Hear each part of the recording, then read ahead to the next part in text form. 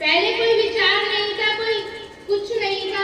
ये परमपिता परमेश्वर की जो ड्यूटी लगी है, ये जो उनका आदेश हुआ है, उनके कहने से ही सब कुछ हुआ है। अब शायद तुम्हारे करने से कुछ हो, उनके कहने से तो हो रहा है। सत्संग भी हो रहा है, उनके कहने से उनका भंडारा भी हो रहा है, क्योंकि करने वाले हम है ही। कर्ता करे न कर सके, परमपिता करे सो होय। कि करने वाले तो मर गए, करने वाले तो पता नहीं कितने राजमहल बना गए और सब चले गए। तो कहते हैं कि कर्ता करे न कर सके, परमपिता करे सो होय। कि हम करने वाले तो कुछ भी नहीं है, जो परमपिता परमेश्वर को कराना है, जिसके माध्यम से कराना है, तो सिर्फ ये परमपिता परमेश्वर की शक्ति है जो वो सब कुछ कराता है। हम तो नियमित मात्र कर्ता बन रहे हैं, करने वाला तो वही है। हम तो केवल माध्यम बनने जा रहे हैं कि हमारे माध्यम से ऐसा हो रहा है, क्योंकि करने वाली शक्ति तो कोई और ही है। इसीलिए सत्संग का पहला उद्देश्य यही है कि अपने जीवन में परिवर्तन लाओ। परिवर्तन का नाम ही सत्संग है, परिवर्तन का नाम ही सत्संग है। तो सत्संग को अपने जीवन में उतारो कि क्या है। ये कहते हैं कि सत्संग का अर्थ है किसी भी प्रकार के नशे का सेवन नहीं करना, शाकाहारी जीवन जीना है। पहला इसका मुख्य लक्ष्य यही है कि शाकाहारी जीवन जीना है और किसी भी प्रकार के नशे का सेवन नहीं करना है। जब हम इस बात को अपने जीवन में उतारेंगे, पहली अच्छाई उतारी, फिर दूसरी उतारेंगे, फिर धीरे धीरे कर कि फिर ये तो छोटी छोटी अच्छाई है कि हमें दूसरे का आदर सम्मान करना चाहिए, अतिथियों को परमात्मा का रूप समझना चाहिए, क्योंकि सभी परमात्मा का रूप है। जितने भी ये जीव जंतु है, जिनका भी हम पेट भरते हैं, हम तो नियमित मात्र माध्यम है। मगर कहते हैं कि किसी भी जीव का पेट भरे, उससे ज्यादा पुण्य कर्म कोई भी नहीं है।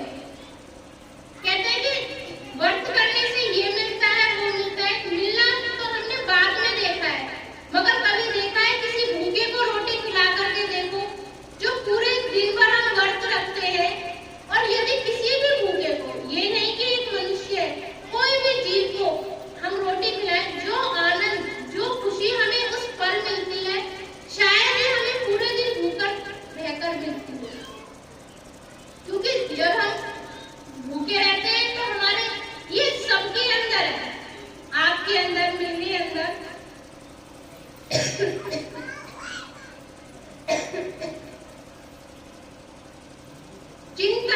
चिंतन होता है।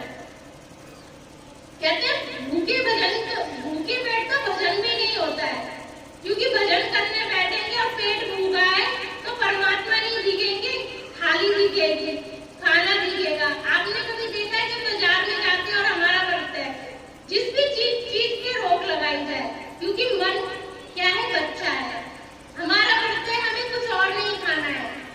क्योंकि स्वयं अपने हाथ पर दिल रख करके सोचो, अपने दिल के ऊपर हाथ रख करके सोचो कि होता है कि नहीं होता है। बाजार में जब हमारा व्रत हो और हम जाए तो हमें पता नहीं कुछ और नहीं दिखेगा, सिर्फ दुकानें दिखेंगी कि अरे बाजार में तो बहुत सी खाने की दुकानें हैं, कपड़े की नहीं दिखेगी, क्योंकि हमारे अंदर वो भूख है, तो हमें खाने की दुकानें दिखेंगी। तो ये मन की स्थिति है, ये बुराई नहीं है। हम कहते हैं कि हमें भूख नहीं लग रही है, मगर ऐसा कैसे हो सकता है कि हमें भूख नहीं लग रही है? भूख तो महात्मा बुद्ध को नहीं लगी थी, क्योंकि उन्हें परमपिता परमेश्वर को पाने की चाह थी, जो उन्होंने 12 वर्ष भूखा रह करके परमपिता परमेश्वर को पाया। ये तो हम अपने धर्म में है, किसी को मनाई नहीं है और ना ही किसी के दिल को ठेस पहुंचाई जा रही है। व्रत है, पाठ है, पूजा है, ठीक है, जो भी रख रहा है सही है। परमात्मा को, परमपिता परमेश्वर को पाने का जो भी तुम्हारा रास्ता है ठीक है, मगर जो कहा वो सत्य है कि नहीं, सत्य को कभी नकारा नहीं जा सकता, क्योंकि सत्य तो एक है। गुरबाणी में भी आया है कि आप सच, जुदा सच, है भी सच, नानक ओसी भी सच। कि जो सच है, जो सतयुग में सच था, जो द्वापर में सत्य था,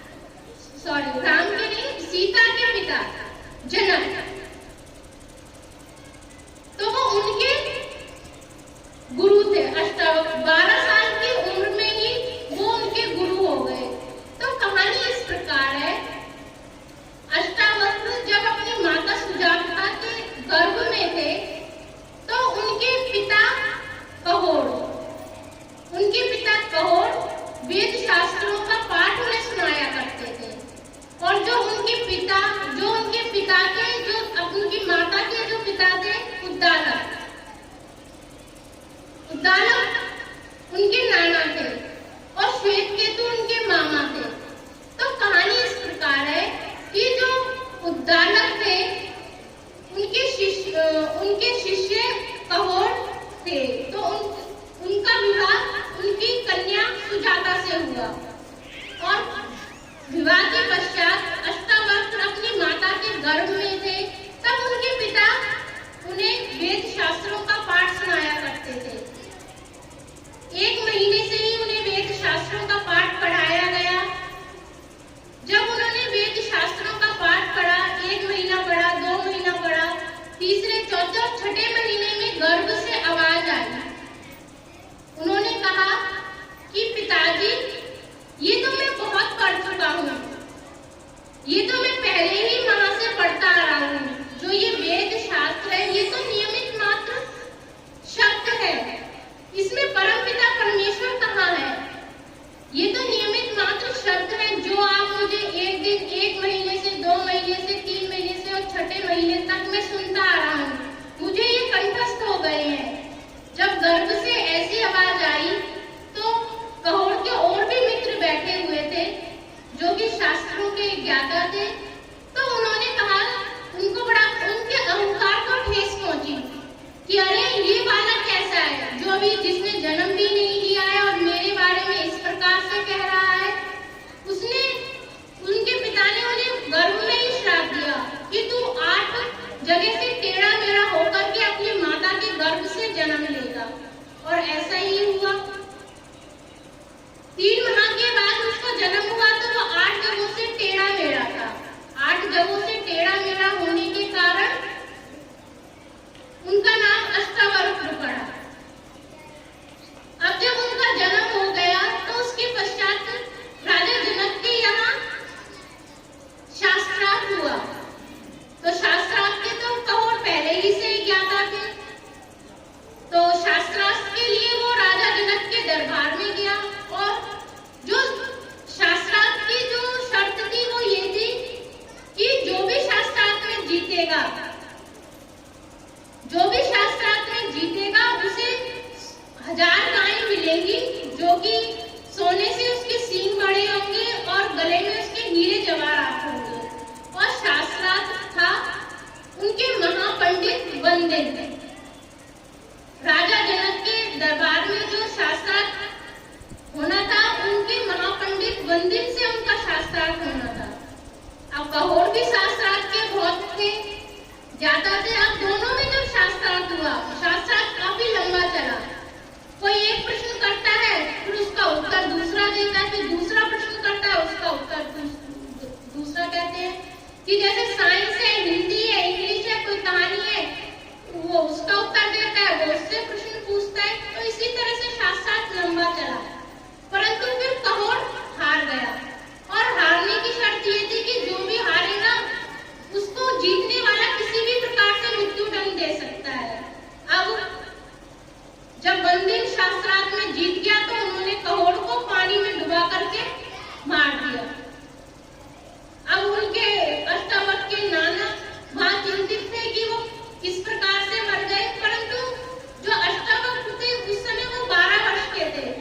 उनको किसी भी प्रकार से उनके पिताजी के बारे में नहीं बताया गया, परंतु जब वो वेद शास्त्रों को पहले ही जान चुके थे और जब वो ध्यान अवस्था में गए तो उन्हें ध्यान अवस्था के माध्यम से जाना कि किस प्रकार से मेरे पिताजी की मृत्यु हुई। जब उसने अपने नाना से पूछा, अपनी माता सुजाता से पूछा, तो उन्हें पता चला कि किस प्रकार से उनके पिताजी की शास्त्रार्थ में हारने से मृत्यु हो गई। अब वो अपने मामा श्वेतकेतु को लेकर के और राजा जनक के दरबार में गए। जब राजा जनक के दरबार में